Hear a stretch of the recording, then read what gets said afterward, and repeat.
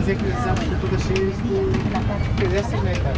Mas os carvalhos estão todas cheias de musgo. En estos momentos nos encontramos en el campus sur de la Universidad de Santiago, con más de 5 siglos de historia. En esta zona se pueden ver edificios construidos siguiendo el proyecto del año 1929 sobre la idea de una ciudad-jardín.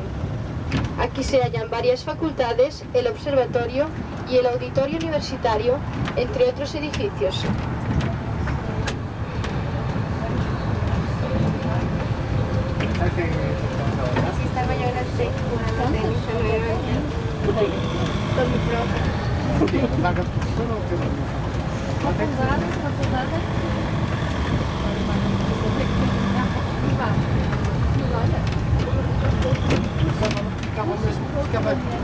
Ficava a mesma distância.